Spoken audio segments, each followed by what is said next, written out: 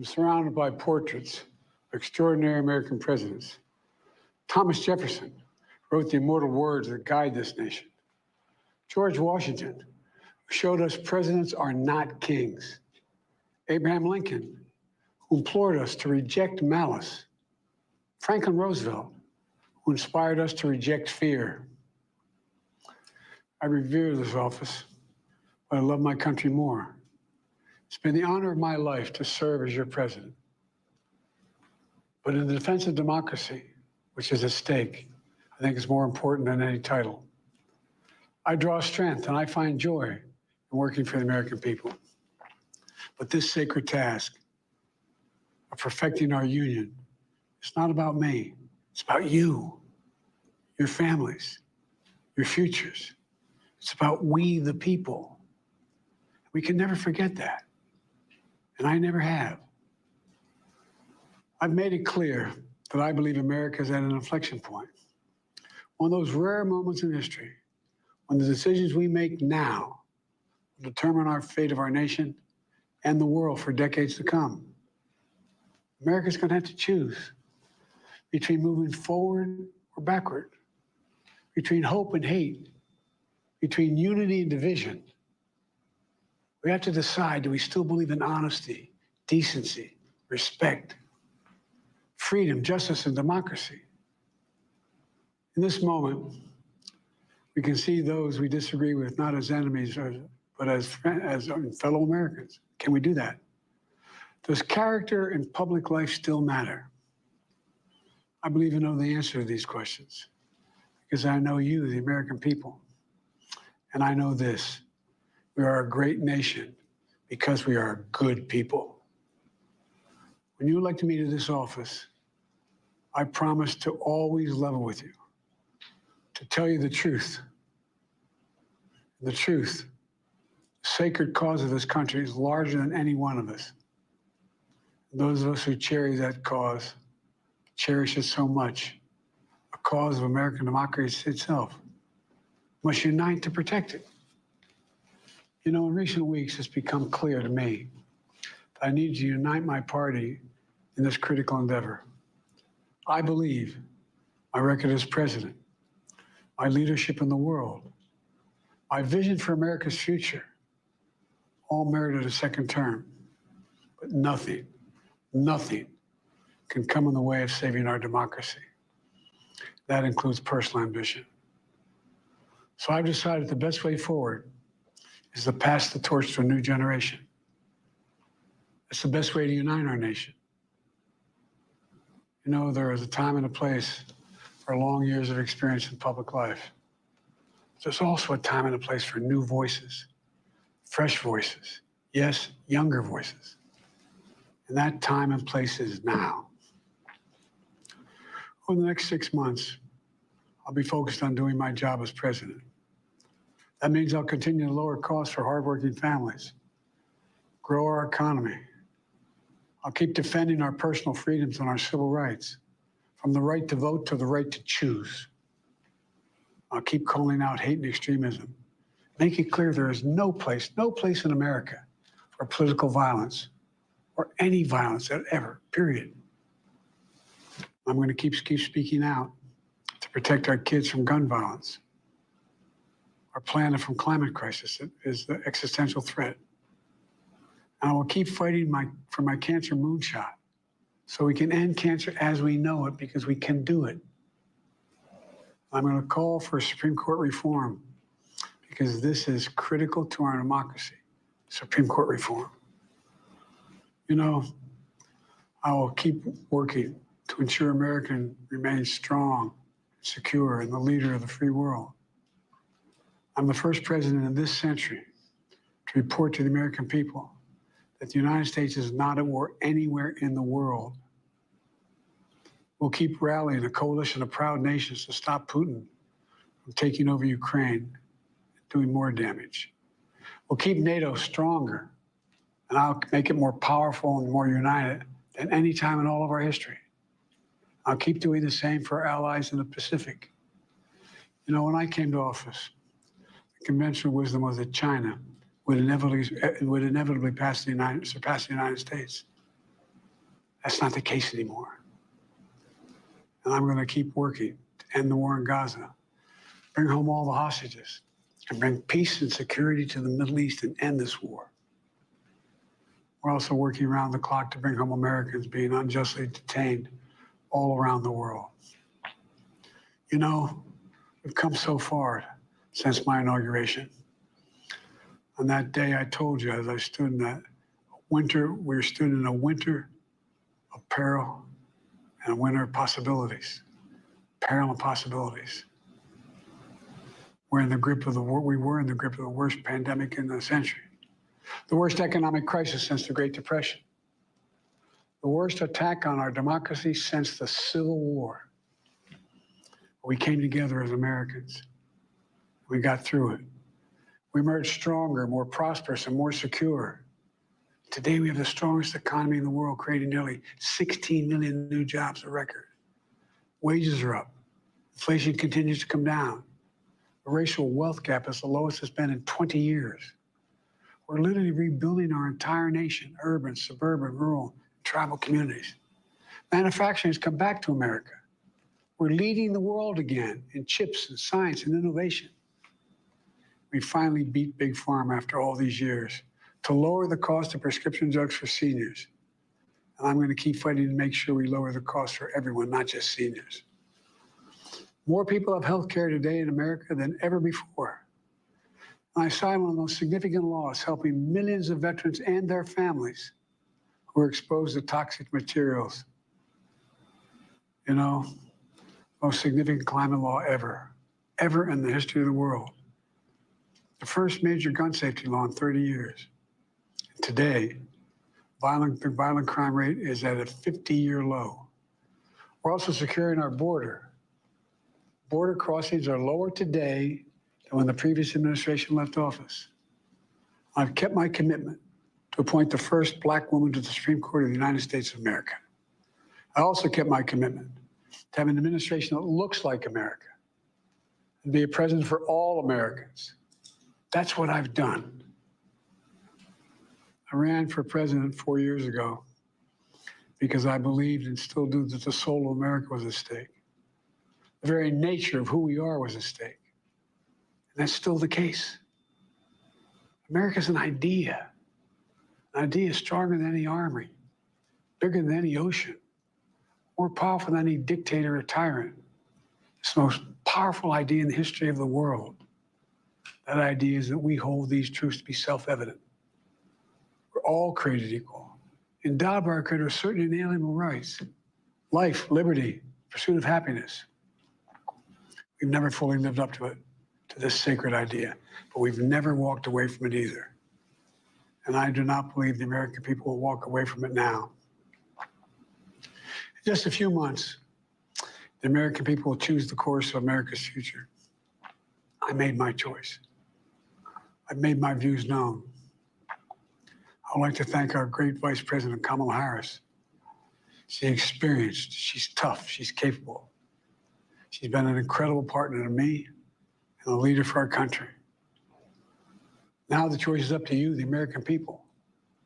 When you make that choice, remember the words of Benjamin Franklin hanging on my wall here in the Oval Office, alongside the bust of Dr. King and Rosa Parks and Cesar Chavez.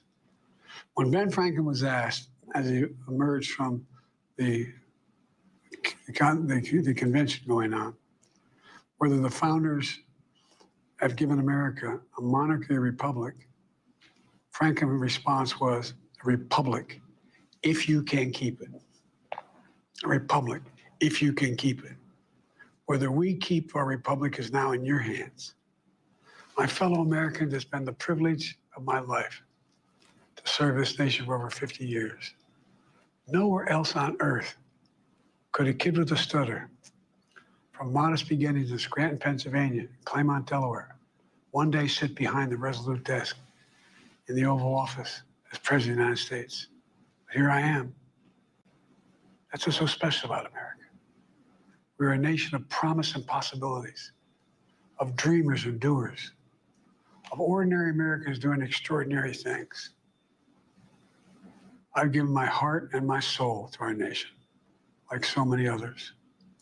I've been blessed a million times in return with the love and support of the American people. I hope you have some idea how grateful I am to all of you. The great thing about America is here, kings and dictators do not rule, the people do.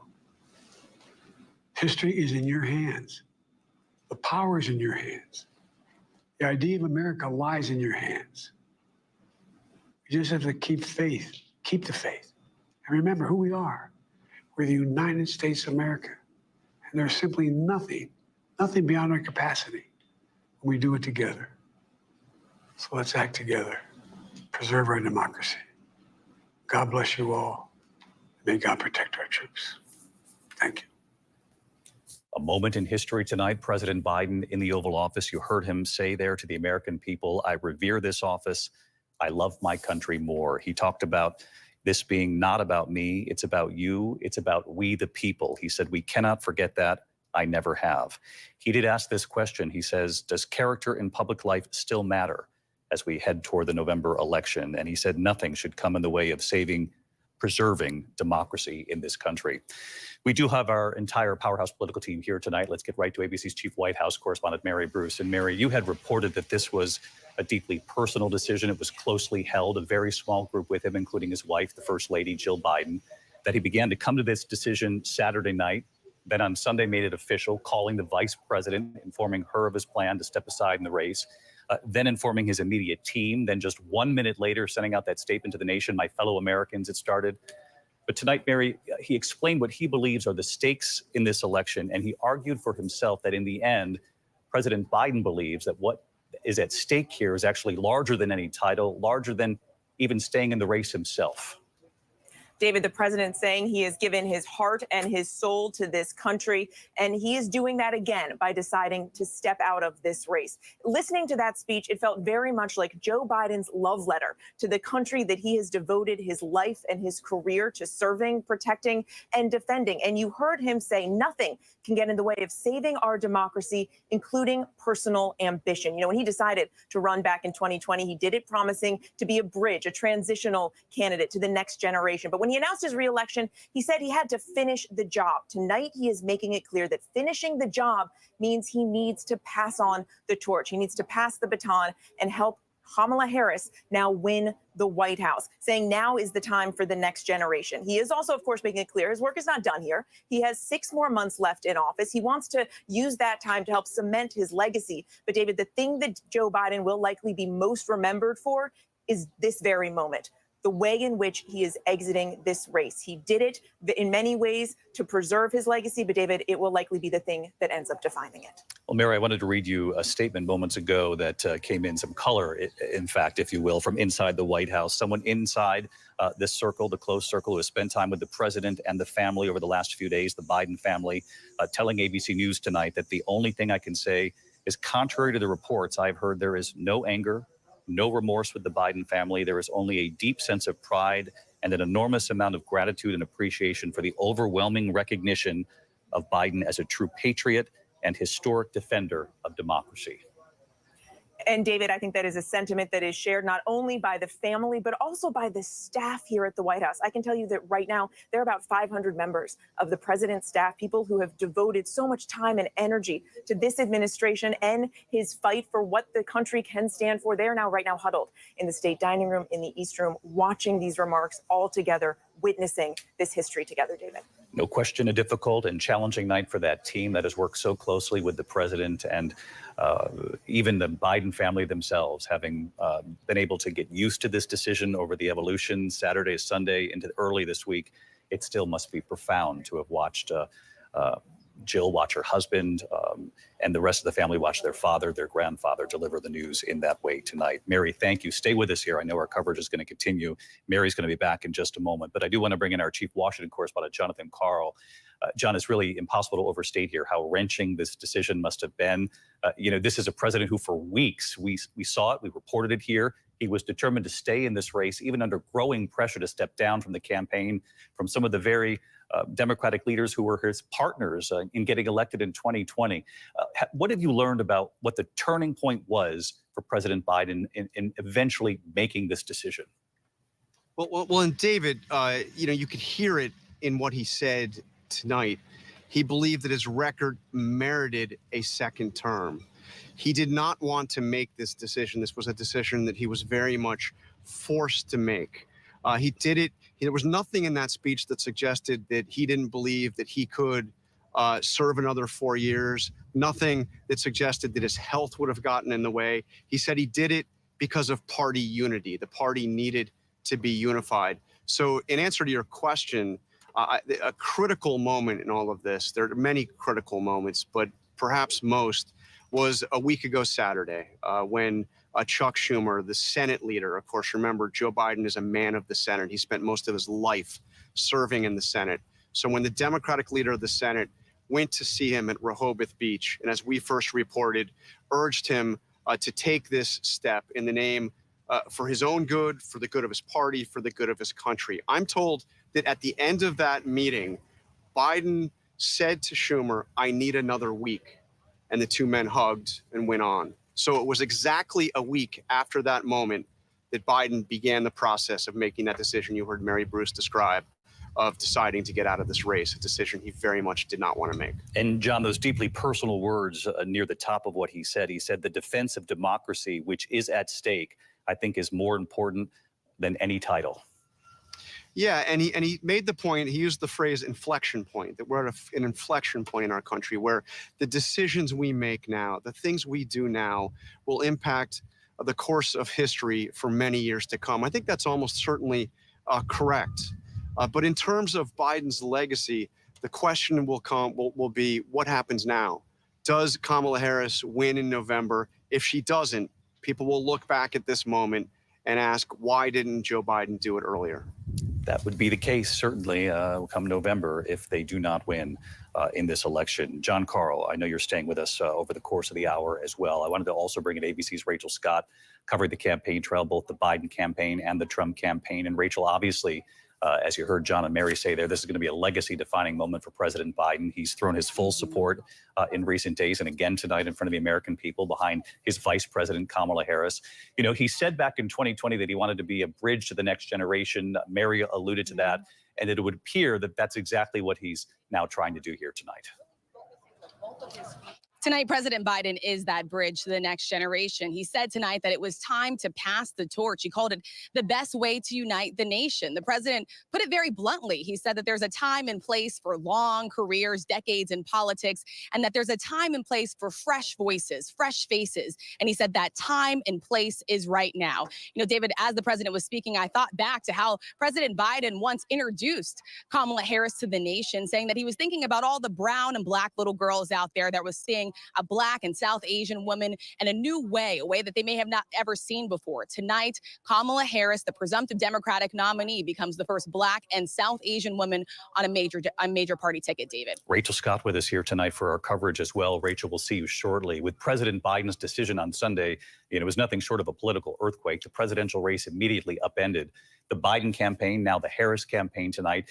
Two new national polls showing the race tightening already. The Reuters Ipsos poll actually has Vice President Harris leading Donald Trump by 2 points. Another new poll out tonight showing Donald Trump's national lead shrinking. Kamala Harris getting closer to Trump in that poll. Obviously, this is all still very early, and it will all come down to the battleground states. So Mary Bruce tonight on how this race has changed and quickly. For Kamala Harris, a whirlwind transition from Joe Biden's loyal number 2 to the new standard bearer for the Democratic Party, their new hope for defeating Donald Trump. Do we want to live in a country of freedom, compassion, and rule of law, or a country of chaos, fear, and hate? It was just minutes after dropping out of the race that Biden anointed Harris his successor, giving her his full support and endorsement and telling Democrats it's time to come together. His campaign office becoming hers, the president phoning in these marching orders. I'm hoping you'll give every bit of your heart and soul that you gave to me to Kamala. And we've been talking. Harris then taking the mic, but Biden still on the phone. We love Joe and Jill. We really do. They truly are like family to us. And we do, everybody here does. It's mutual. were still there. You're not going anywhere, Joe. I'm watching you, kid. I'm watching you, kid. I love you. I love you, Joe. Oh. The top Democrats in the country uniting behind her campaign. Within 48 hours, she had commitments from enough delegates to secure the nomination. More than $100 million in donations pouring in. And then she was off, hitting the campaign trail. The path to the White House goes through Wisconsin. Her historic candidacy welcomed in battleground Wisconsin by the biggest crowd a Democrat has seen this cycle. It's a her story moment, correction. Her story. Yes, and she will make it with our help. Harris reintroducing herself to America as a former prosecutor ready to make the case against Trump. I took on perpetrators of all kinds. Predators who abused women, fraudsters who ripped off consumers, cheaters who broke the rules for their own gain. So hear me when I say, I know Donald Trump's type. Her early message aimed squarely at the middle class. Building up the middle class will be a defining goal of my presidency.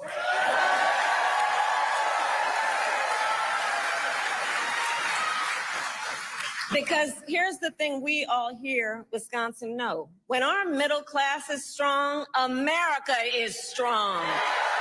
As vice president, Harris has been the administration's leading voice on an issue Democrats are counting on to energize voters in November, abortion.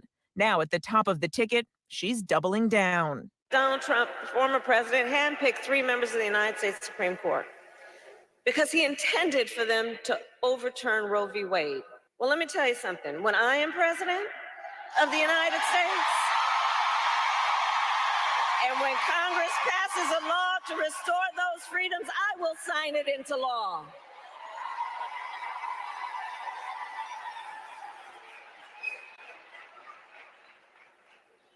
We are not playing around.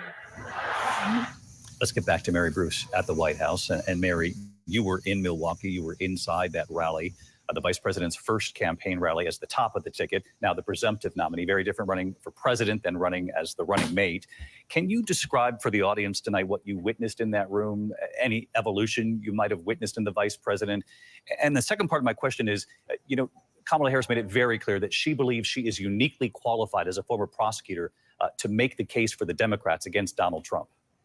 And David, she is in many ways now reintroducing herself to the American people. As you mentioned, they know her as vice president, as a running mate, but at the top of a ticket, that is a very different role. And you felt that in that room yesterday. The energy, the enthusiasm was palpable, and she also seemed different. She is trying to lean into this, obviously, in a different way. She is leaning into that history and experience of hers, reminding everyone that, yes, she was the former Attorney General of California, and she believes that she is uniquely qualified to prosecute the case against Trump. She's also going to have to reintroduce herself personally to the American people. I can tell you so many voters I talked to there yesterday, especially women, were extremely excited at the prospect of having a woman finally in the White House. But David, we are going to have to watch closely over the coming weeks and days to see how she distinguishes herself, how she may distance herself from the president. She has inherited his campaign, but so far, the only real big difference is the messenger and how that message is being delivered. Before I move on to this, all this talk about running mates, obviously everyone's reading the tea leaves out there. I wanted to ask you, Mary, about something you were telling us just a moment ago while that piece was playing on the air. You actually, at the end of the Oval Office address, thought you had heard applause coming from the White House.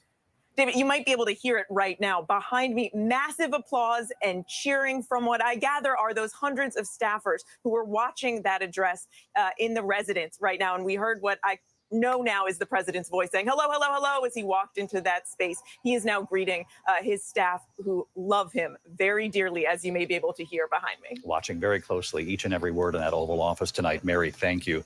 As I mentioned, the speculation is growing over Vice President Harris's short list of potential running mates. Arizona Senator Mark Kelly, of course, a retired astronaut, a veteran, and married to former Congresswoman Gabby Giffords. And Pennsylvania Governor Josh Shapiro, very popular in his home state, a key battleground, of course, Pennsylvania. You need to win the White House. Both are believed to be among the early favorites here. So tonight, Jonathan Karl is back with what we've learned so far about the potential contenders for running mate. Now that she has the support of enough delegates to lock up the Democratic nomination, Kamala Harris has her first big decision to make, and she has to make it quickly, choosing a running mate.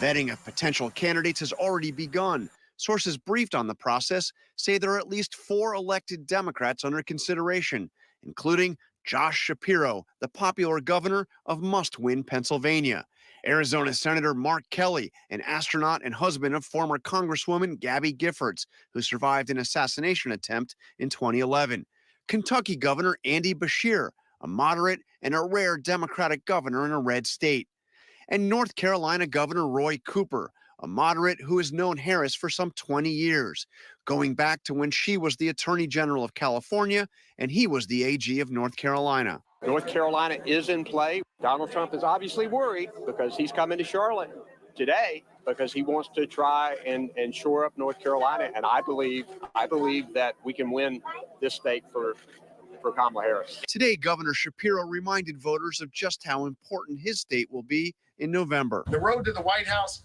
leads through Pennsylvania. And listen, it also doesn't take an expert to know the last 2 presidential races came down to a point or less.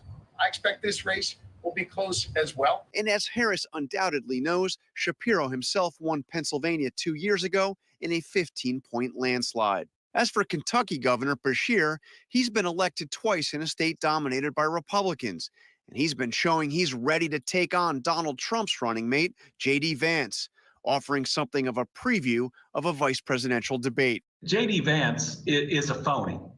He's fake. I mean, he first says that Donald Trump is like Hitler, and now he's acting like he's Lincoln.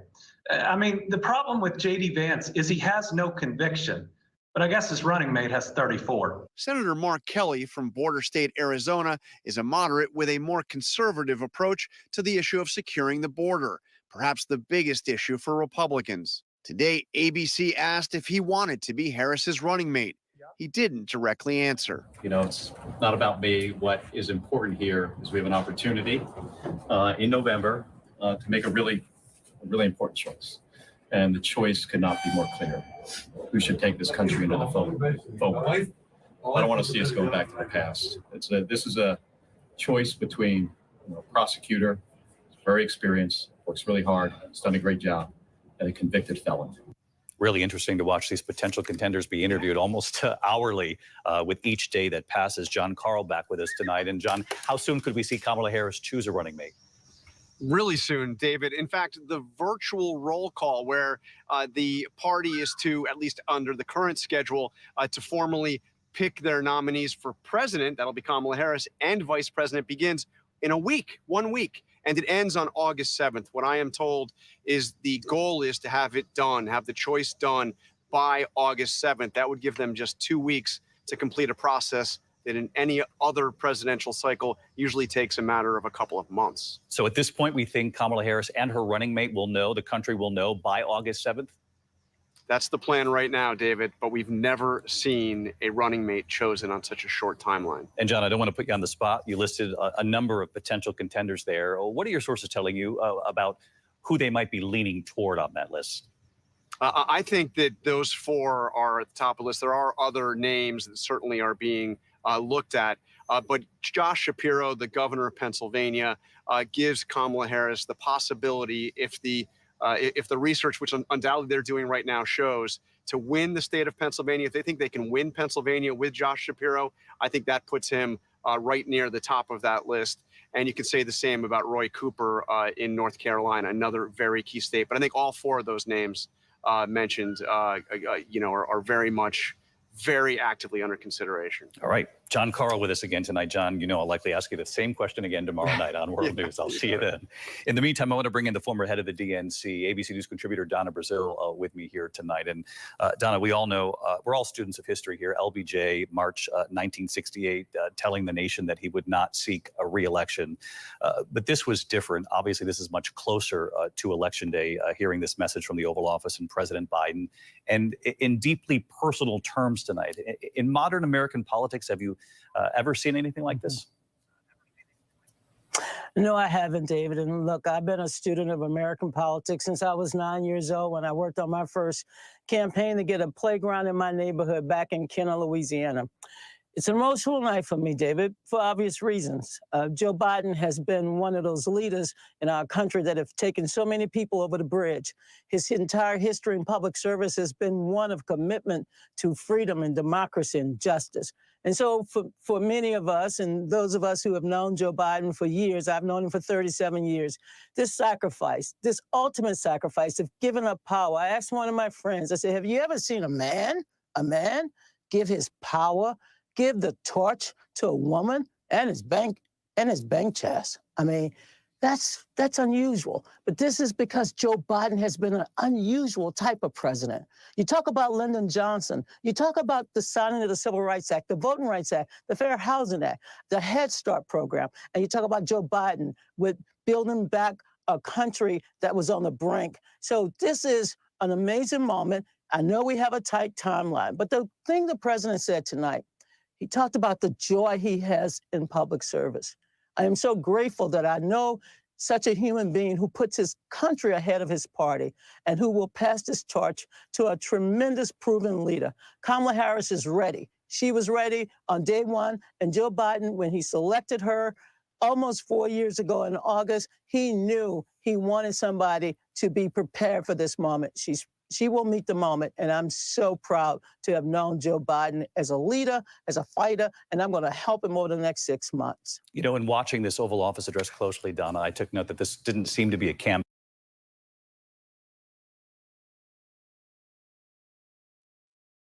Good night, everyone from the Mek Wi Talk program. Good night, good night.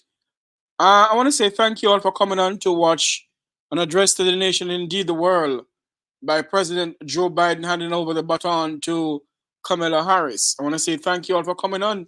Join us tomorrow as we come to you live from the Boulevard Baptist Church at the funeral service of Betty and Blaine. Join myself, Whitford Radigan, Herb Nelson Jr., and also Luke George Cook as we come to you live from the Boulevard Baptist Church. And Friday, we'll be coming to you live from Ontario, Canada, with the debate, or well, demonstration with our good friend Wayne Lonesome. It will be live here on the Mek Wi Talk program. So join us tomorrow morning at 10 o'clock as we come to you live from the Boulevard Baptist Church. Have a great night, everyone. God bless.